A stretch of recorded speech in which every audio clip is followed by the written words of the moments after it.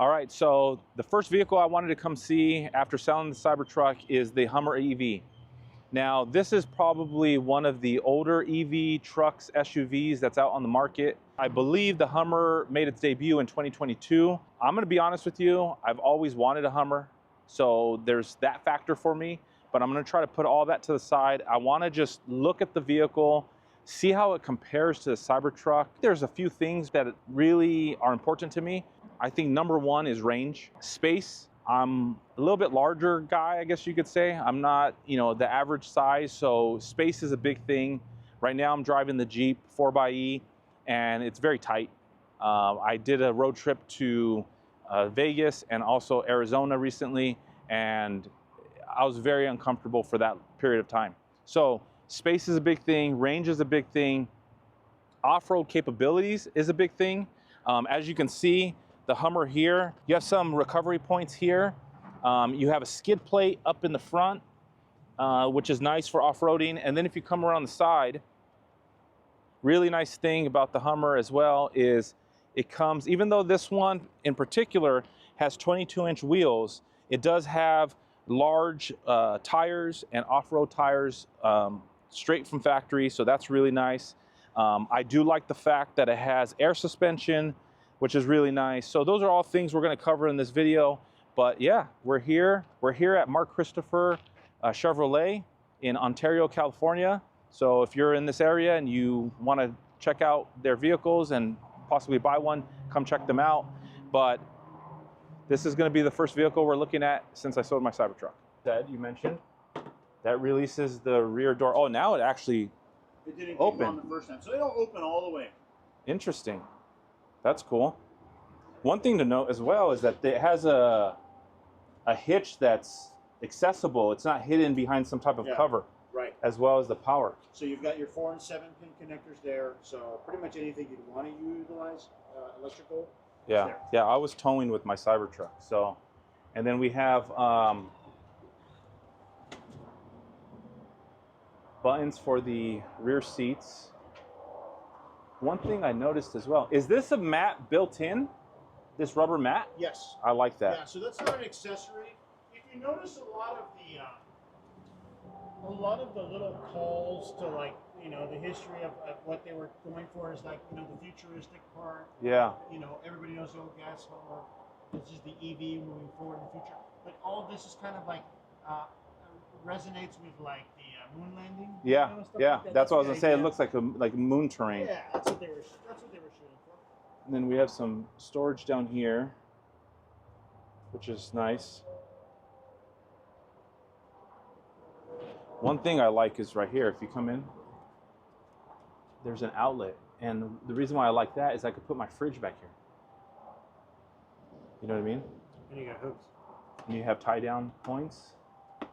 Multiple. So you have your towing, right? Mm-hmm. You have your 4 and 7 connectors. You're towing about 10,000 pounds. It's plenty. Which is more than any, as much as most people's 1,500. Yeah, 100%. Yep.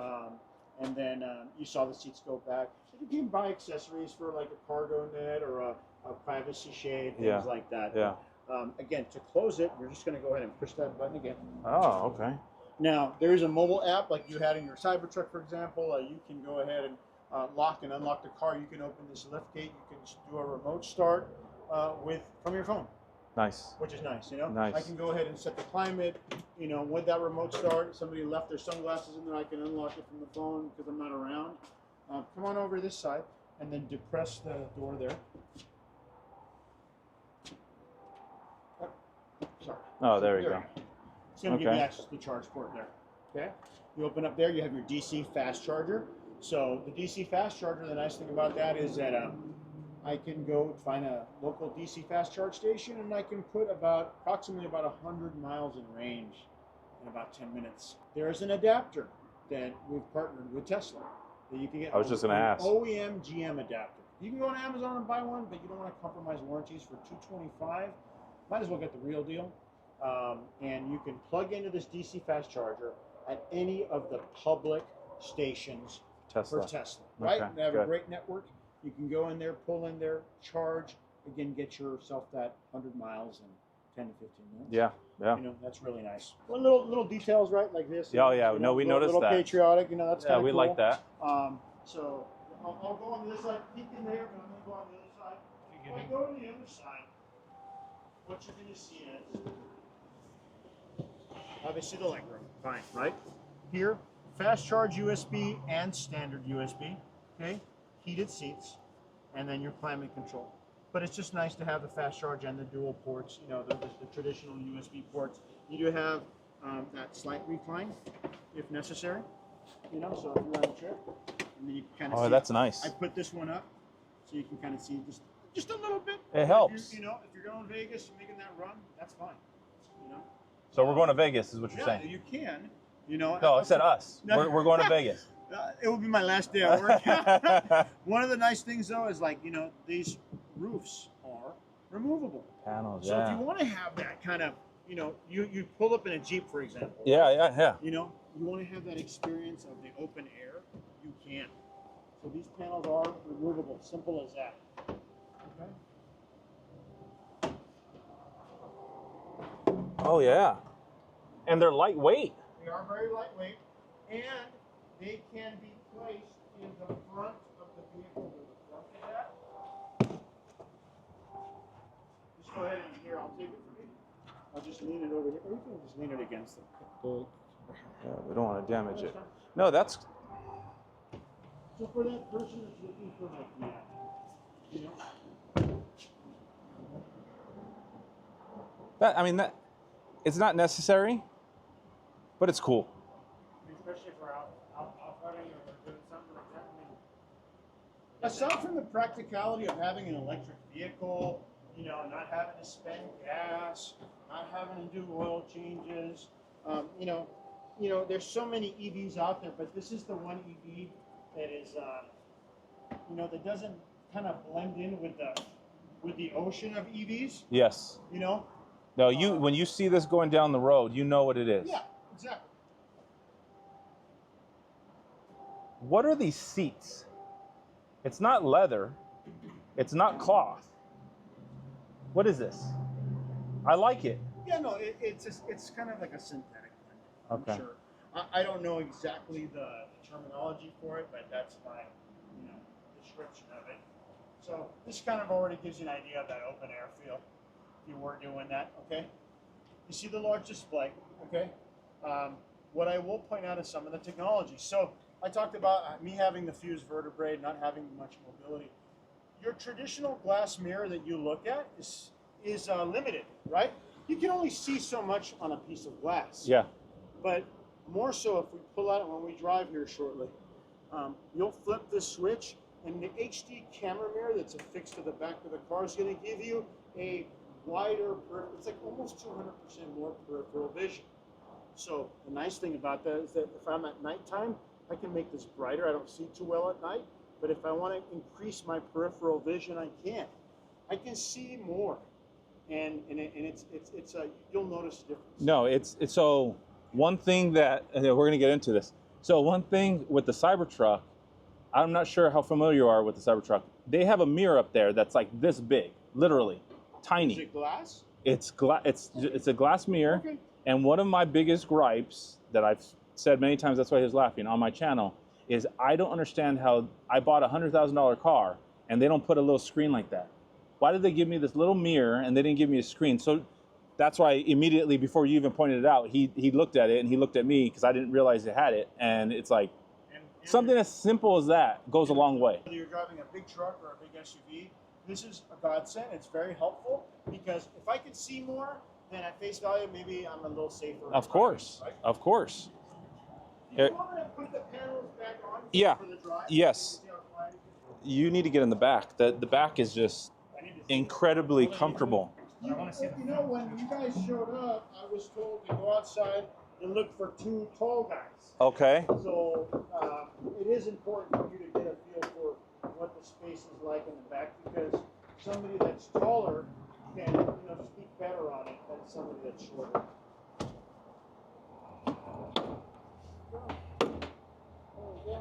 That's incredibly easy Yeah. to take out and put back in. Yeah. and they're lighter. You know, the Jeep has the same feature, and those panels are much heavier. Well, I mean, it's nice that it is. They've taken that into consideration because if it's too difficult to use, too heavy, too cumbersome, too complicated, Then you'll never use it. you'll never use it. Yeah. Okay, so Very comfortable. you utilize Apple CarPlay? Yes. Okay. You can utilize Apple CarPlay here. All of our GM vehicles, EVs particularly, are equipped with something called a Google Assistant. So what city are you guys coming from today? Chino. Okay, so I can say, okay, Google, Yard House, Chino Hills.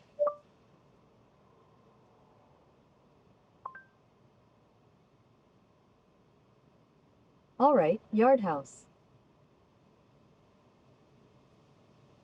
Pretty cool, Interesting. right? So I can use the Google Assistant. I can put on my Google profile. I can create a Google profile if necessary. But it's nice because if you have an existing Google profile, now you can incorporate that into your driving experience, okay? And, you know, if you are using Android Auto or Apple CarPlay, that's one thing, that's fine. They're both great services, but the Google Assistant is actually in tune with the car's battery. So when I'm making that trip to, let's say, Vegas, and I want to know, maybe I want to precondition the battery for a fast charge, or I want to be able to set a destination for charging in between that trip, right? I want to stop at Barstow to charge and go to the world famous Del Taco there, or whatever. You know what I'm saying? You can do those things. I'm going to do something real quick. Let's take a look at the technology. Okay. Here's your shifter. Squeeze down the button and throw it up in reverse. So you're going to squeeze the side. Okay. And you're going to push up to go into reverse. Okay? Oh. Did you feel that? I did. Okay.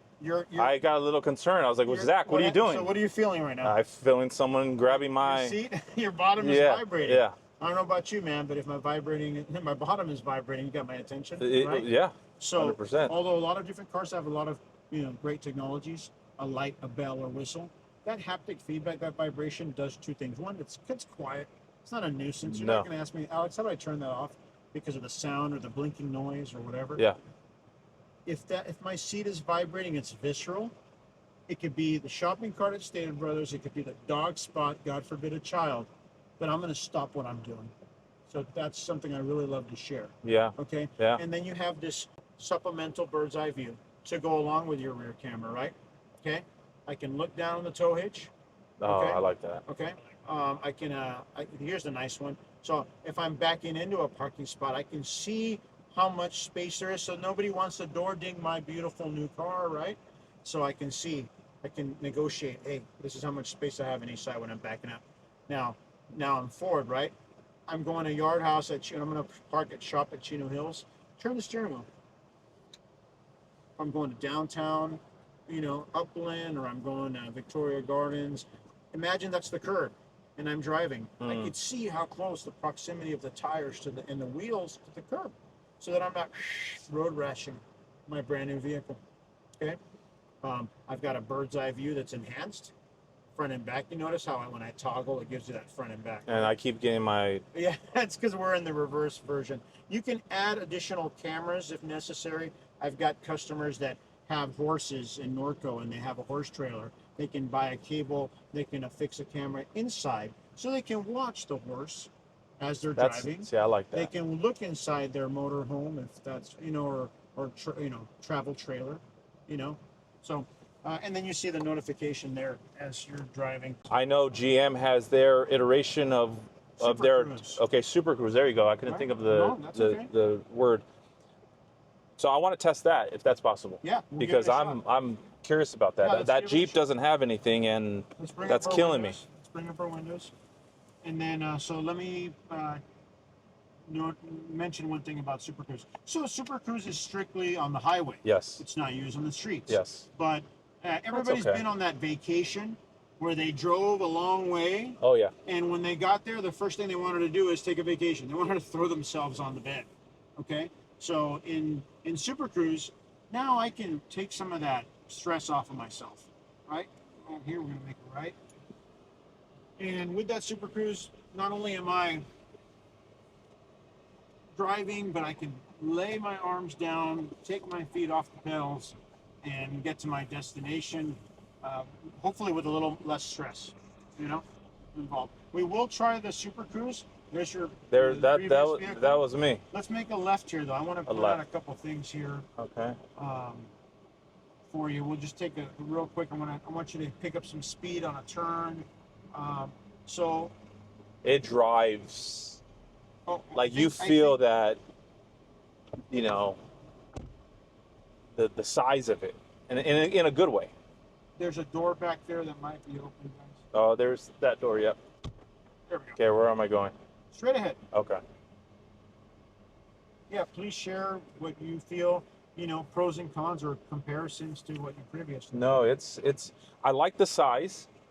I feel like the size of the interior, it's spacious. I feel comfortable. The seats are comfortable. I think these seats are more comfortable than the Cybertruck. Well, that's one thing that I've mentioned about the Cybertruck. I wish, like the Silverado and Sierra, I wish it had that midgate where you can access the bed of the truck. One thing I'll point out is kind of cool is you do have a power sliding rear glass. Oh, I like that.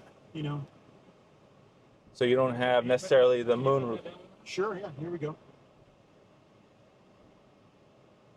I really do like that because it just helps with ventilation, right? Yep. So if you wanted to have the panels removed on the top and roll down the rear glass, you'd have that full free flow air. Yeah. The height, right, Zach? I like it a lot. The height.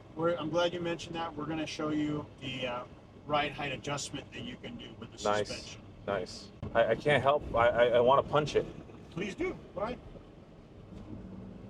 Oh, you see that front just lift.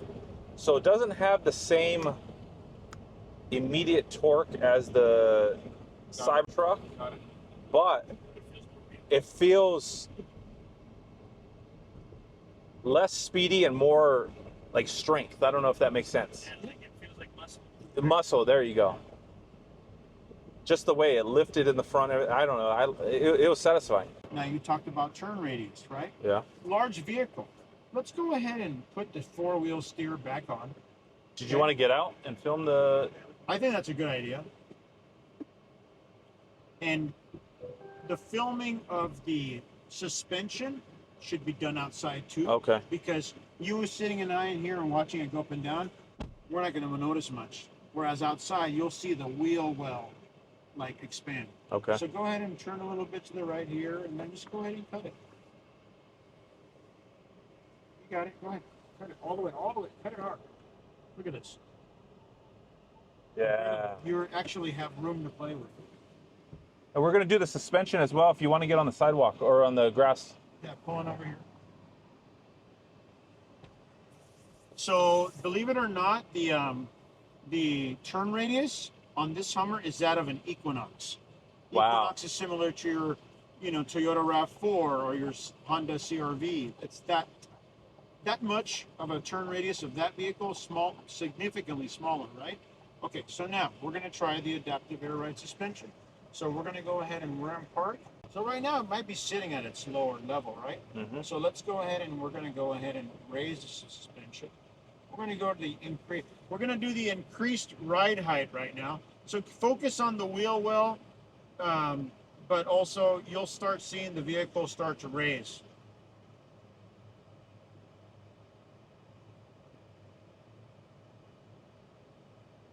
Is it doing it? Are you noticing it raise? Yeah. See, It's very quiet. Absolutely. So that's why I was sharing is that you can't really appreciate it inside the car. I didn't even know it was doing But it. if you're outside, Yeah. Oh, okay. Yeah, let's look at the front. I like how we just pulled over on the side of the road. That's not a bad. not enough traffic. It's a Saturday. Yeah. So what are those? So that's a bottle of water from I think Kirkland. looks like bags, maybe for the covers or for the roof, 100%. That's exactly what it is. Uh, because I know the Jeep has something like that. Yep. So for argument's sake, you can take out the panels. You can individually wrap each panel and here, I'll take this out so you can just kind of get a view of Okay. So there's an outlet. the space. Yeah, there's a little outlet. So initially I'm looking at it and I'm going, oh, there's no plug, right? But there's cigarette, so I could still put my fridge in here. Height might be an issue for the fridge, but it's a good size. prefer it over the Cybertruck for sure. You know, some people may say, well, the Cybertruck's wider, and you know. So think of it as just having just more utilization of space. Yeah. So we'll leave this for the person that gets locked in there. Right? Yeah, there you go. Okay. But you've got your space in the back of the SUV, and then you've got that space there. I'll go ahead and bring this down. You can do this from your key fob as well. You can do that probably from the mobile app as well. Do you do that from the inside or the decal? I pressed it, but I don't know. Yeah. I like the lights. Yeah, I like the lights a lot. Okay, so I'm getting on the freeway. Yep, get on there. You were talking about regenerative braking also. Yeah, now it's doing it. Well, here, actually, Now it's not. that's the button where you can activate it. Yeah, there you go. There's what we call the one pedal drive. Do you feel that? Yep. You hate it? No, it. I understand it's good for it, but I just don't like that.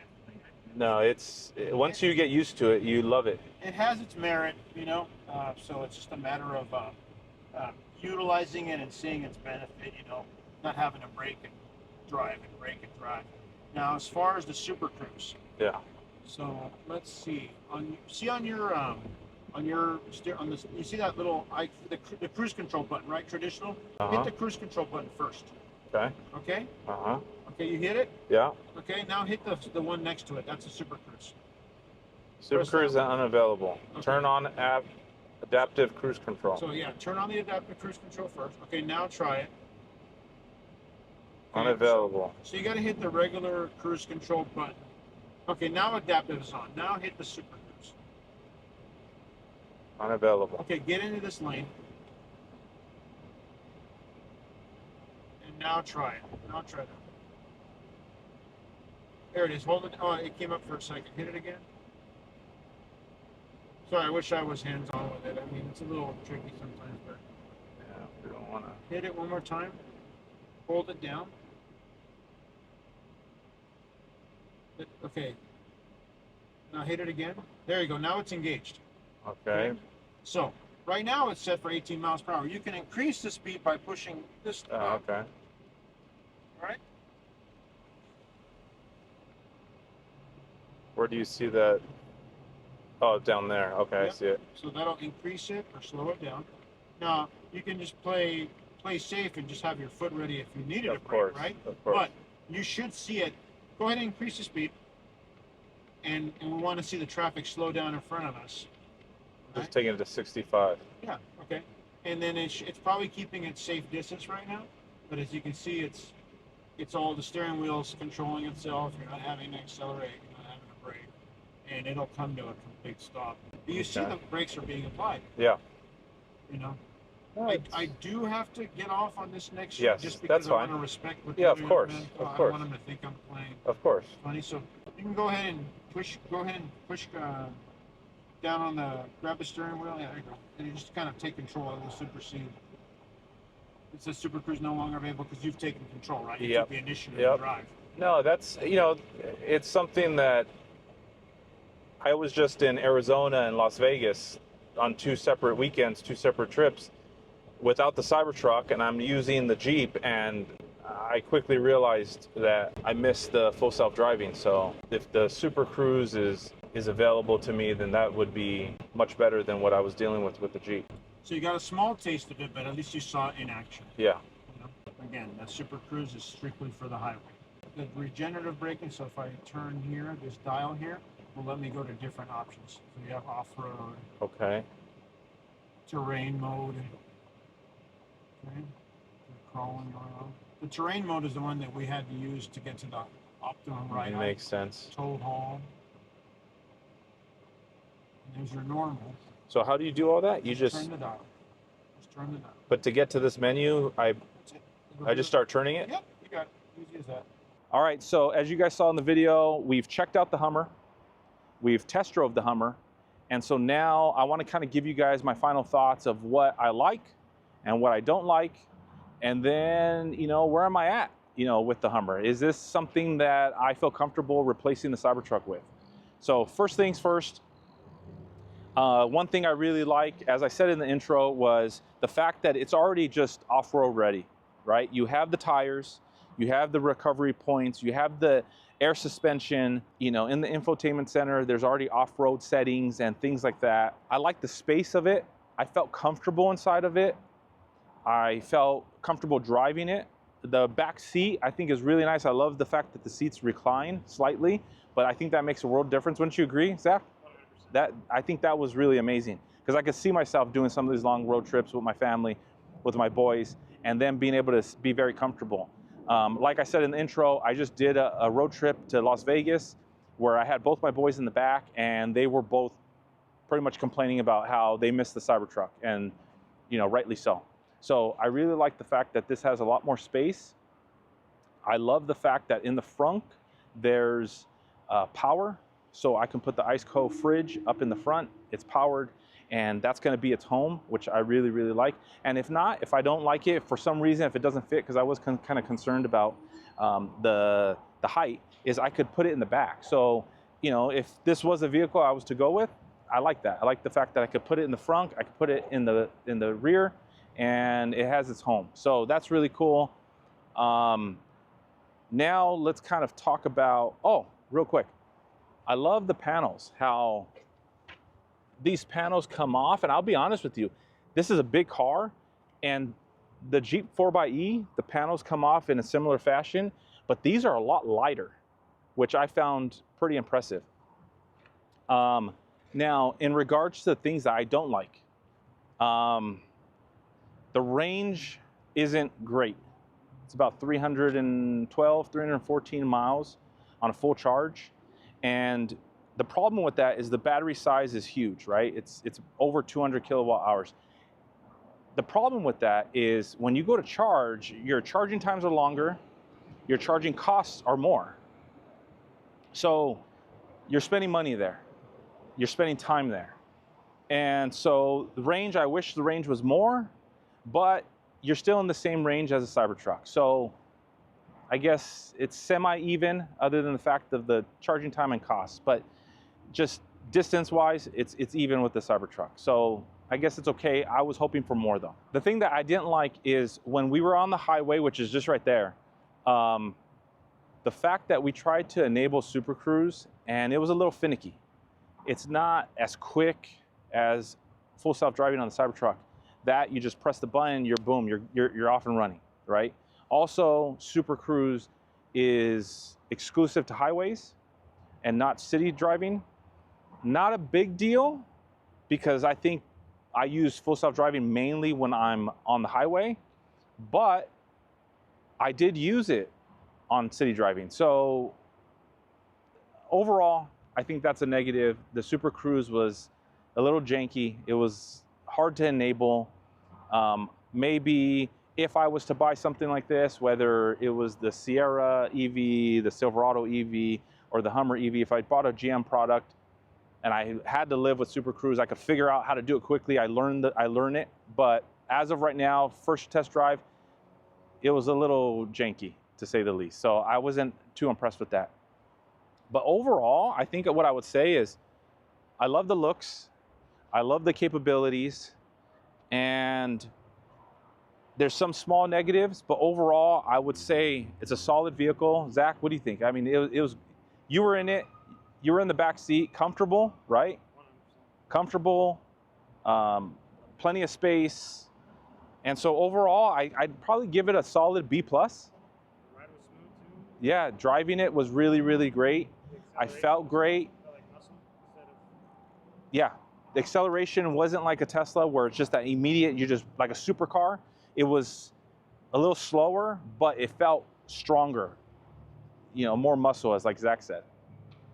So I could live with that. I like it. I don't need I don't drive fast. I mean, I did a video with Cobra Toja a few months back, and he was teasing me because I keep everything in chill and slow and all that. And I'm not a speedster, not anymore. And so overall, I think B+, A- is what I would probably give the Hummer. I think if it had more range, and if the Super Cruise was a little bit more intuitive, I would 100% give this thing an A. A solid A+, because I really enjoyed the driving experience. Steer-by-wire, I'm gonna miss that with any EV I get if it's not a Cybertruck. So I just have to understand that. But overall, enjoyed my time with the Hummer EV. And so now I think the next EV that I want to go test drive and I want to take a look at and do a kind of a deep dive into would be the Silverado EV. As you can see, we have one here, and that's going to be coming up in the next video.